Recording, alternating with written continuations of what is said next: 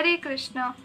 आज श्री रघुनंदन ठाकुर का तिरुभाव दिवस है। श्री मुकुंद दास, श्री माधव दास और श्री नरहरि सरकार ये तीनों भाई श्रीखंड नामक गांव में रहते थे।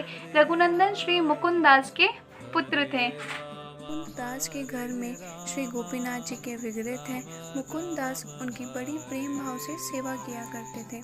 एक समय की बात है, जब मुकुंद को किसी कार्यवश बाहर जाना पड़ा, तब वे श्री गोपीनाथ जी की सेवा अपने पुत्र रघुनंदन को सौंप कर जाते हैं। वे अपने पुत्र को बताते हैं, यह विग्रह हमारे पूर्वजों के द्वारा पूजी गई है।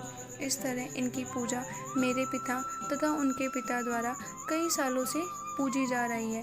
जिस प्रकार से तुम्हारी माता तुम्हारा ख्याल रखती है, उसी प्रकार तुम्हें भी इनका ख्याल रखना है। ये बहुत बड़ी जिम्मेदारी है और तुम्हें बहुत ध्यान से इनकी सेवा करनी है।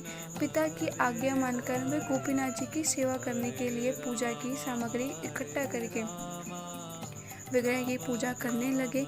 उस समय रघुनंदन केवल 5 वर्ष के थे, इसलिए जब उन्होंने थाली में भोग लगाया तो उन्होंने देखा कि गोपीनाथ जी ने कुछ ग्रहण नहीं किया है।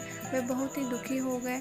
रघुनंदन अश्रु बहाने लगे और गोपीनाथ जी से प्रार्थना करने लगे, कृपया ये प्रसाद ग्रहण कर लीजिए। गोपीनाथ जी उनकी ये प्रेम भक्ति और सरलता को देखकर उनके अधीन हो गए और उन्होंने तुरंत सारे व्यंजन ग्रहण कर लिए।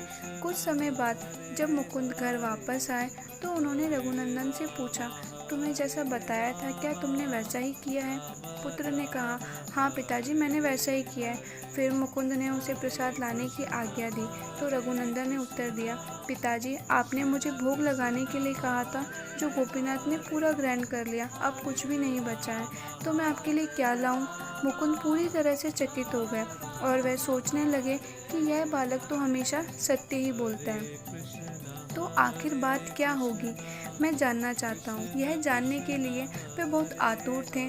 दूसरे दिन उन्होंने रघुनंदन को फिर से भोग लगाने के लिए कहा और वे कमरे से बाहर चले गए और कोने में झाँक कर देखने लगे। रघुनंदन बहुत खुश थे कि उन्हें फिर से गोपीनाथ को भोग लगाने का अवसर प्राप्त हुआ और वे भोग लगाने के लिए कमरे में गए। गोपीनाथ को भोग ग्रहण करने की प्रार्थना करने लगे। जैसे ही गोपीनाथ ने आधा लड्डू खाया, उन्होंने देखा कि मुकुंद उनको छुपकर देख रहे हैं, तो उन्होंने आधा लड्डू ऐसे ही छोड़ दिया और अदृश्य हो गए। यह दृश्य देख मुकुंद बहुत प्रसन्न हुए और अपने पुत्र को गले लगा लिया। आज भी भाग्यशाली लोग हाथ में पकड़े आधा खाया हुआ लड्डू के साथ गोपीनाथ जी के दर्शन कर सकते हैं। धन्यवाद। हरे कृष्णा।